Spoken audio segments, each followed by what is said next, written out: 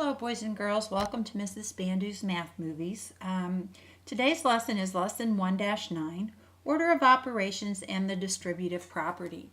Okay, so our goal today, or our objective, is to simplify numerical expressions involving order of operations. Okay, so we'll review not only order of operations, which many of us are familiar with, and we'll also review the distributive property, which some of you should be familiar with as well. Okay, so our first thing in order of operations is work inside grouping symbols. Usually those are going to be parentheses. Could be brackets, could also be the division bar. Step 2 is to multiply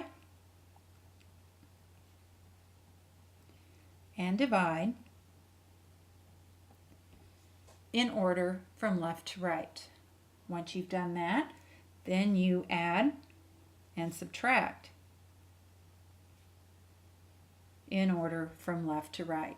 Many of us learned the little acronym for this, PMDAS. It's a nice way of remembering. Parentheses, multiply and divide from left to right, add and subtract from left to right. So if this many of you should know, and it should be helpful. Now, the distributive property comes into play when we basically have two operations, multiplication and addition, or multiplication and subtraction.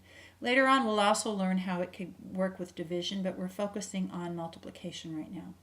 Okay, basically what it tells us is that if I have two addends that are grouped together, multiplied by a third term, that the term that I'm multiplying by, I can break the 4 and the 5 apart here and multiply each term separately. So basically this is what happens.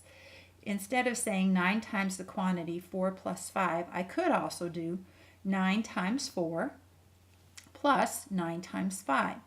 The 9, as we say, is distributed to each and every term within the set of parentheses there. If you actually work out the math, 4 plus 5 is 9, and 9 times 9 is 81. If you do it this way, 4 times 9 is 36, and 5 times 9 is 45. When you add 36 and 45 together, you get 81. So these are two different ways of saying the same thing. With numbers, you might wonder why you might want to do that. Sometimes we can use the distributive property to make problems easier to work using mental math. Also, when we start working more with algebraic expressions, we'll find that it's helpful because you're not always going to be able to add. You may have a variable in place of the 4 or 5, and you can't add or simplify any more than that. Okay, here's a subtraction one. 5 times the quantity 8 minus 2 is equal to 5 times 8 minus, since this was subtraction in here, this is going to be subtraction here, 5 times 2. 5 times 8 is 40, minus 5 times 2 is 10. So 40 minus 10 is 30. If we go check over here, 8 minus 2 is 6, times 5 is 30. So again, the 5 can be distributed to each and every term within the grouping symbols, or the parentheses. Algebraically, we would look at this as A times the quantity B plus C, which means that the A would be distributed to each and every term within here. So this is the product AB plus the product BC. Similar, if I have a subtraction here, A times the quantity B minus C, that's the product AB minus the product AC. Okay, this is where it can be helpful to simplify things a little bit more, but you might not have numbers so that you can carry it out all the way. Okay, so let's look at a couple of examples. Using the order of operations, find the value of each expression. Okay, so I have 9 plus 3 times 5 minus 1. So I'm going to multiply first. So 3 times 5 is 15. So that gives me 9 plus 15 minus 1. Okay, then I'm going to add and subtract. 15 plus 9 is 24, minus 1 is 23. Okay, now I'm going to go through to this expression. It looks very similar. The thing that's different is we do have grouping symbols.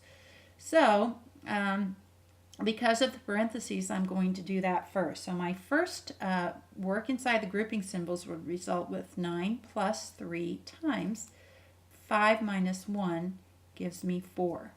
Okay, now once I've done that step, I see what I have. I have some multiplication, so I need to do that. So 3 times 4 is 12.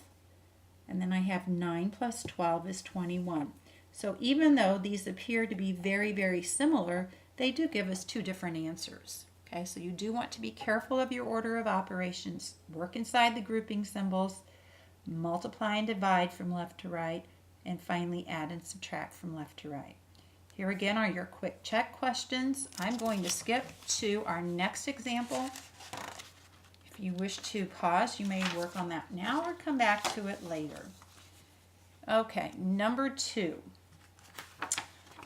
We have an application problem, and this deals with shopping. All right, you want to buy 4 CDs at a price of $11.95 each and 2 DVDs at a price of $18.75 each. What is the total cost of the items?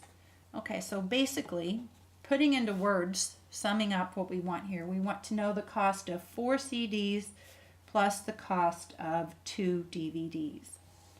Okay, carry this down to a mathematical expression. That's going to be 4 times $11.95 because each CD costs $11.95 plus 2 times $18.75 because each DVD costs $18.75. So the first thing we're going to do is multiply, and 4 times $11.95 is $47.80.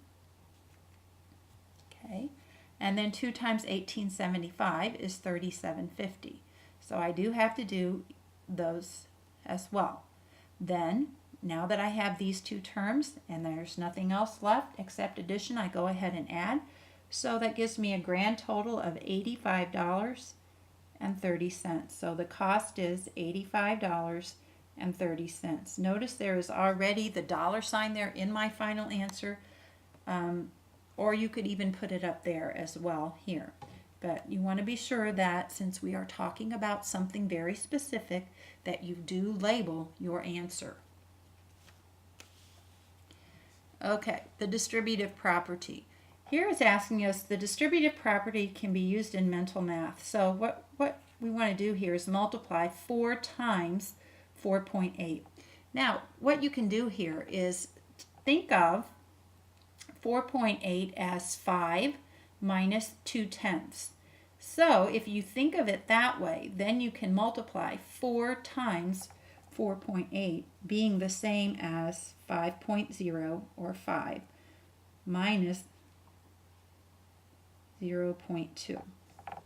Okay, I know that 4 times 5 is 20 and 4 times 0.2 is 8/10.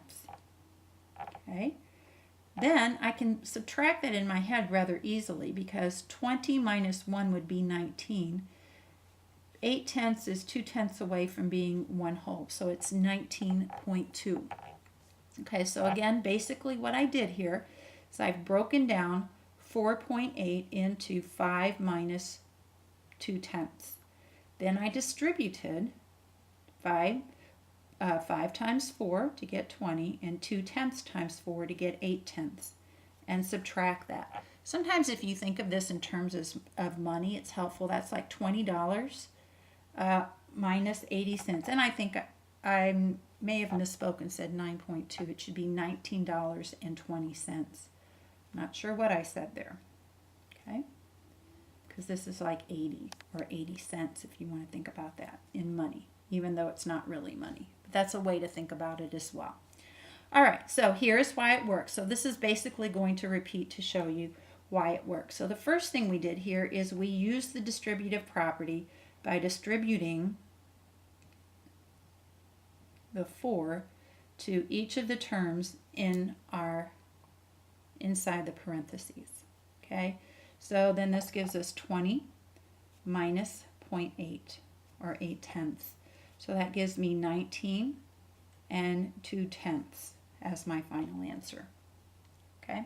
Now, if you look at the quick check questions, I would like you to model number 2 similar to example number 2, and I would like you to use the distributive property here to find the product of 9 times 14. Don't just do 9 times 14. Break down 14 in either into a sum or a difference and then distribute, similar to what was done in number 3. Okay, I will see you in class. Be sure you have the 3 quick check questions ready to go. Thank you.